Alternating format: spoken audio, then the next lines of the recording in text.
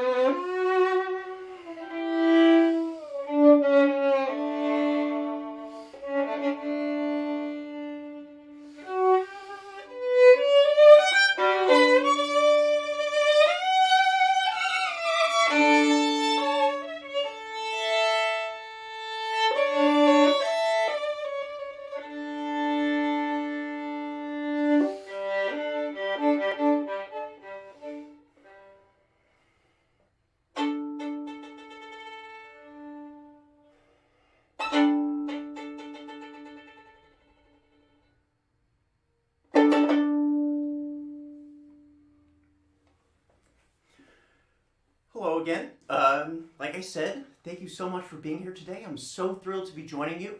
My name is Nathan. I'm a violinist from New York, although I'm currently in a room in New Jersey. Yeah, I'm very excited to be playing for you all today. What I started with was the first movement of a wonderful piece by the French-Romanian composer Georges Enescu. The work is called Impressions d'enfance, which in French means impressions from childhood. It's a really beautiful work that goes on for about 20 more minutes. But the movement that I just played was the opening, and it's called Ménétrier, which means the street fiddler. And so that's why there was a lot of kind of unorthodox and strange sound concepts, bowing techniques, some kind of like fiddly stuff, some rock and roll stuff in there. And it's one of my favorite pieces right now. Next, I'm going to be playing a few movements from another one of my favorite composers. This might be someone that some of you might recognize, Johann Sebastian Bach. He is one of the most important and influential classical music composers that ever lived. And he has a series. One of the great things about being a violinist is his series of 6 works for solo violin. He has 3 sonatas and 3 partitas. Partitas mean that it's a collection of Baroque dances. Bach does rock. But my favorite piece by him right now is not one of these partitas. It's the 3rd violin sonata in C major. I think it's one of his most creative, little strange, and most experimental of these 6 pieces. I'm going to be playing a few movements from it and tell you a little bit about what I think is so interesting about each movement. The first movement is an adagio. And generally, when Bach writes an adagio, it's supposed to be an introduction to the work at play. It generally has aspects of the future movements or some kind of rhythm idea that will continue on. What I find really interesting about this adagio is that it's a slow waltz. It's in 3, so it is kind of a dance, but it is totally focused on just a single idea, and that's this rhythm.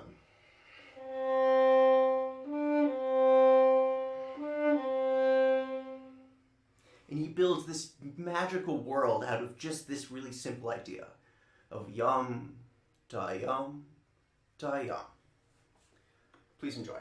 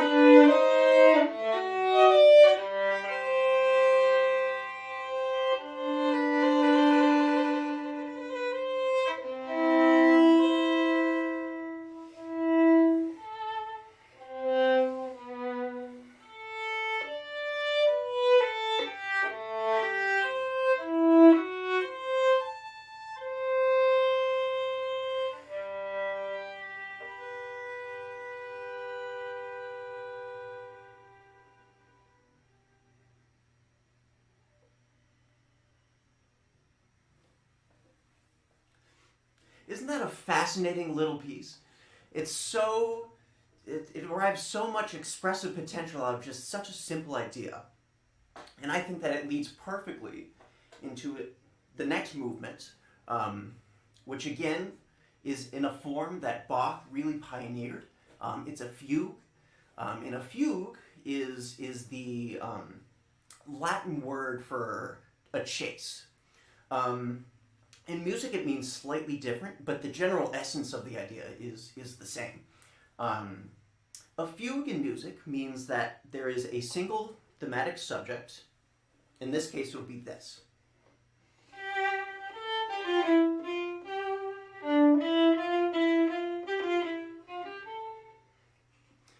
And then Bach again, just like he did in the first movement with this one rhythmic idea, he takes this melodic shape, bum bum ba-da-dum bum bum bum bum bum bum bum ba-da-dum, and he builds an entire world out of it. This is a very long fugue. It is about 10 pages of dense writing. I'm not going to be playing all of it because what makes this fugue so long is that at some point he flips the fugue theme and writes an entire second fugue out of it. So I'm going to leave that second fugue out for today. But just keep an eye out and see how many times you can hear this theme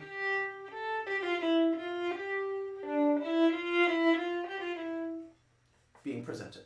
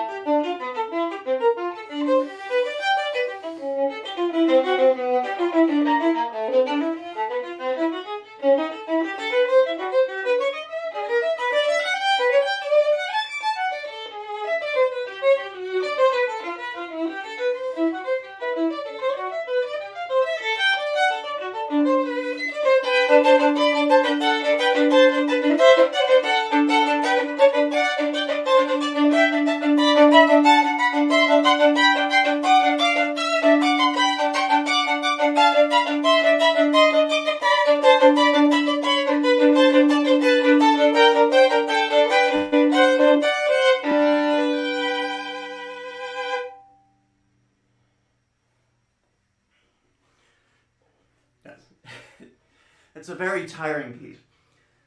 It really is. It really is all based around this one idea, which is also kind of how jazz is based. And it's all this kind of, this nice soup of, or a nice stew of things, ideas bouncing off of each other. And it's one of my favorite things to practice. It's one of my favorite kind of pieces to listen to, because every time you listen to it, you learn more things. You learn more about... I haven't had lunch yet, so I do have food on the mind. But yeah, and then our last piece for concert time is going to be a much calmer piece. Also by Bach, but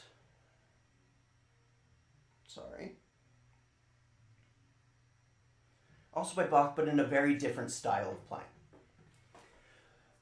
Generally, all his sonatas have this kind of arc to them, where they start out with a slow movement, then they have their fugue, and then generally the performer is tired, the audience is tired.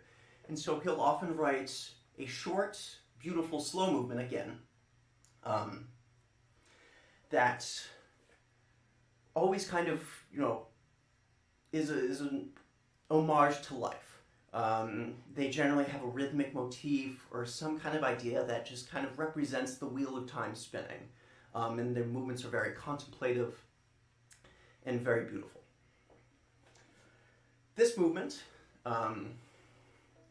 it always has sounded to me like it would sound best on a guitar, because it has two voices going constantly, one a very straightforward melody, and then I play my own accompaniment, which would be much easier if I were able to just strum it on a guitar.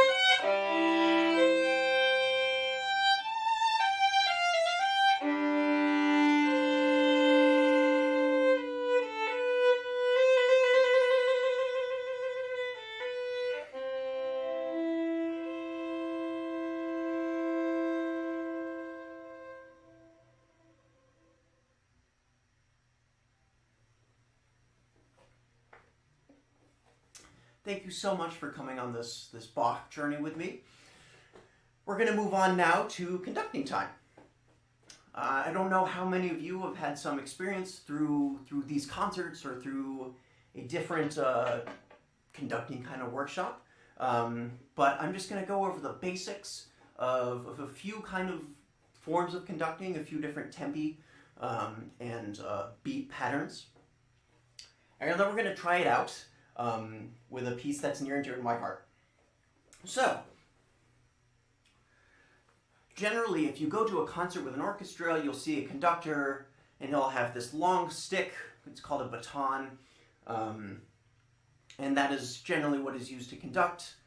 But as someone who's done a bit of conducting, who's worked with a lot of conductors, you don't need a baton to be able to conduct. You can do it with your hands, a single finger, if you have some kind of pencil, or just any kind of short stick. You can lead an orchestra. You can be a conductor. I actually don't have a pencil right now.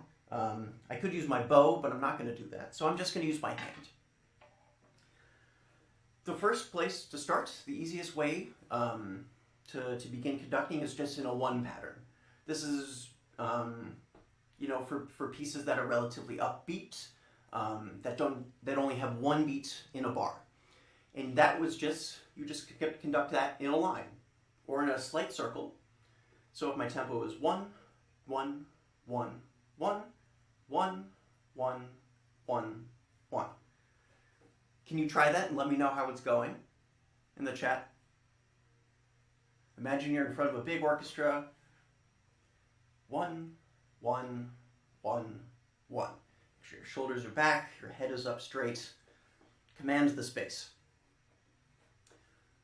Now, if we add a second beat to the bar, we're going to start conducting in a 2 pattern. And a 2 pattern is slightly more complicated, but still very easy. And we're going to go down into the left, or down into the right, sorry. 1, and then back, the same way we came. 2, and that's the pattern. 1, 2, 1, 2. You could use a glow stick. That's a great idea. A glow stick baton is, I've never done that, but that's a wonderful idea. There would be more orchestras in the world if conductors were using glow stick batons. 1, 2, 1, 2. I'm holding my glow stick, and I'm making everyone happy. 1, 2, and try it with me. 1, 2. Next is a 3-beat pattern. This is what you're going to get in a lot of dances, a lot of waltz, a lot of polkas. It's a very light-hearted beating style, and it always inspires people to get up and dance.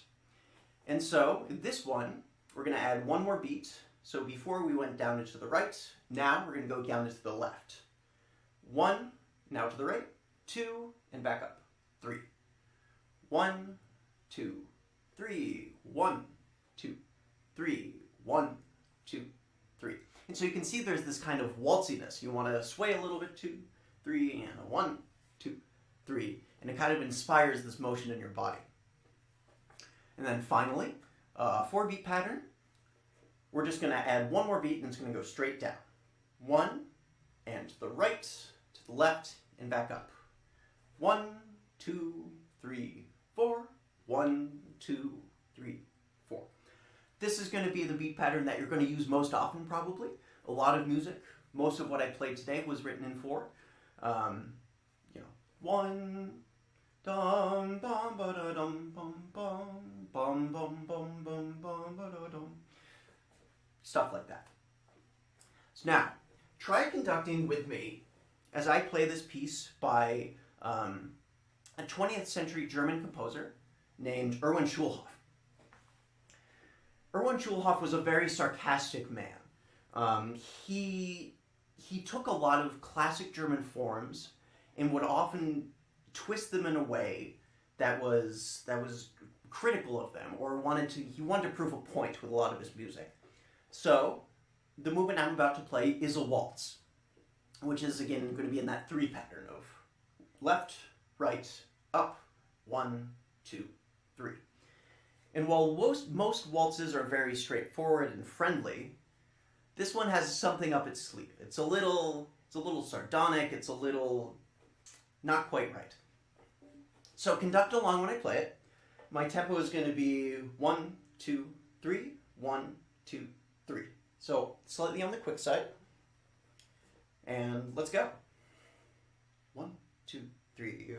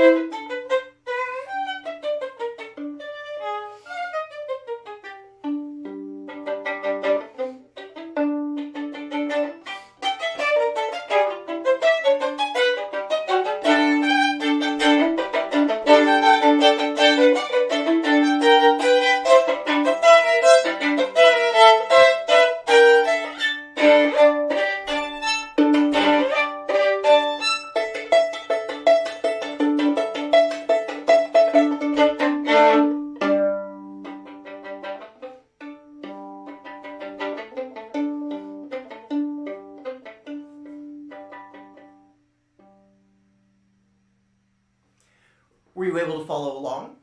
There are a few moments where he messes with the time a little bit, but Fred Rogers does use a waltz pattern. A lot of composers, a lot of musicians, a lot of jazz is in these kind of swung rhythms.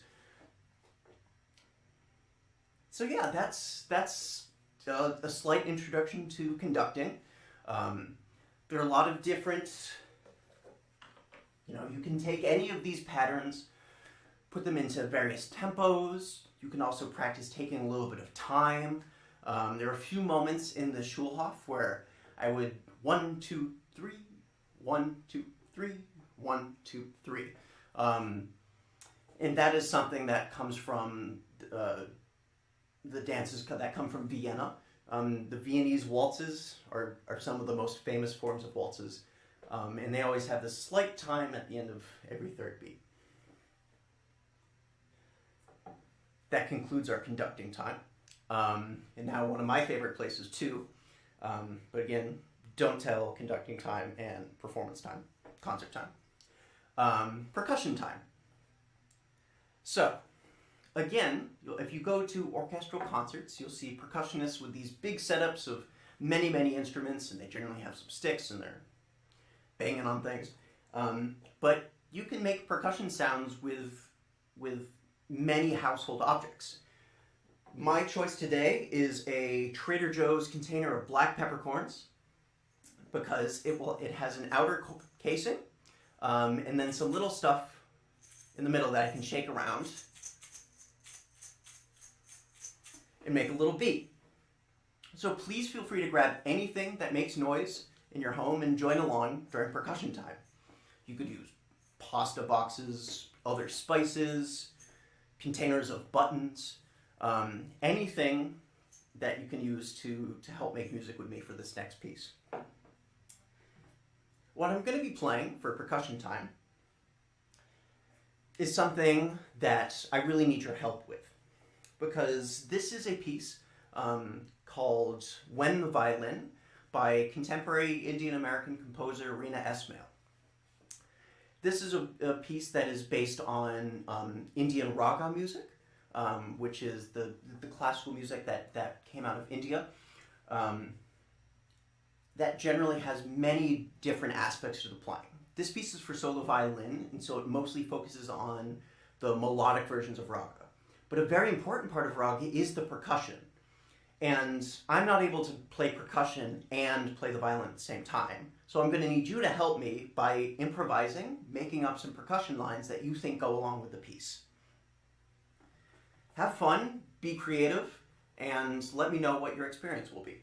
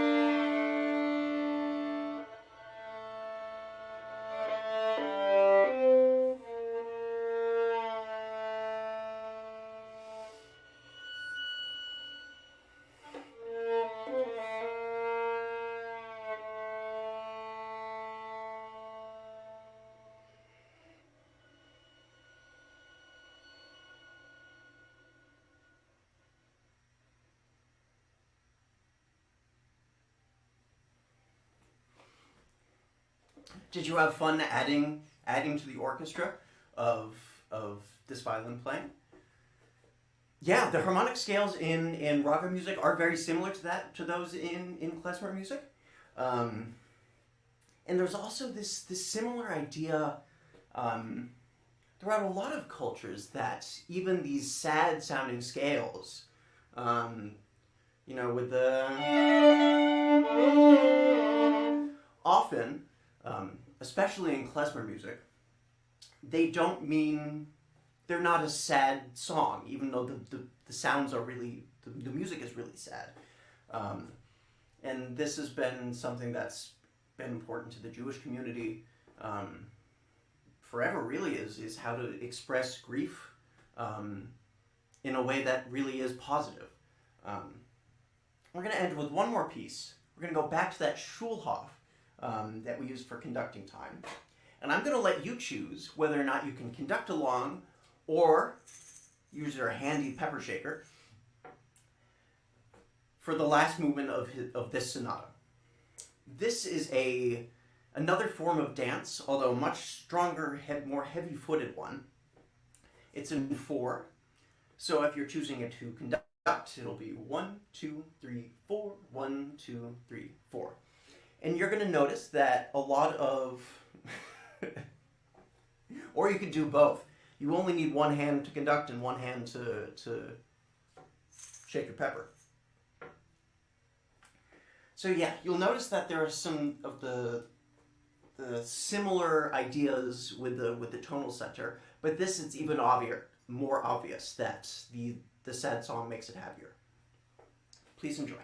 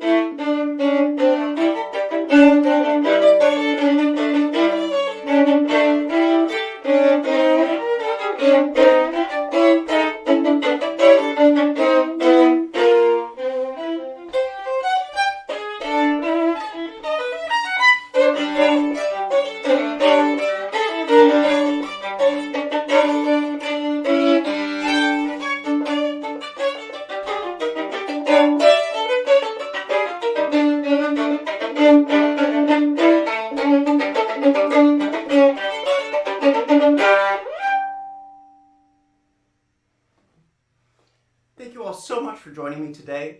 I hope you had an enjoyable time, learned a little bit about music, learned a little bit about conducting and pepper shaking. And if you guys are going to different concerts later, please enjoy those and have a wonderful rest of your day. Thank you so much. Thank you so much, Nathan. That was phenomenal. What an international smorgasbord of violin and instrumentations and the silly jokes hidden deep inside the melodies and the raga and also and thank you audience for such insightful comments on what you heard and what you noticed. You're all very intelligent. Very impressive. Not that I'm surprised. All right, everyone. Well, make sure if you haven't yet, don't forget to tap the subscribe button down below so that every time we are live, you get a little ding in an email box or however that works. And then also RSVP at musicforautism.org for more newsletters and information on upcoming concerts. And speaking of upcoming concerts, don't forget to RSVP for our next virtual concert in 2 weeks with the Galvancello Quartet on December 2nd. All right, everyone. Thank you so much for joining. Thank you, Simon. Thank you, Nicole. Thank you, Maria and Kim. And I'm going to read everyone off now. And thank you for, I'm scrolling through the list. Elizabeth, thank you for coming. And yes, and thank you, Maria, again. And Nicole. And who else is here? I saw Simon and Leo and Simon. And thank you, Linda from New Jersey. And did you all notice Nicole came all the way from Canada? And she has a concert to get to at 3. So we better get out of here soon because, that commute. Woo! And then who else we go? Alan. Alan was the first one to sign in. And I just want to make sure I have everyone, Leo and Simon and Maria and Joey. Yes, of course. How could I forget to Joey? Well, thank you all. Thank you, Nathan. We are out of here. You have a great rest of your day. Goodbye.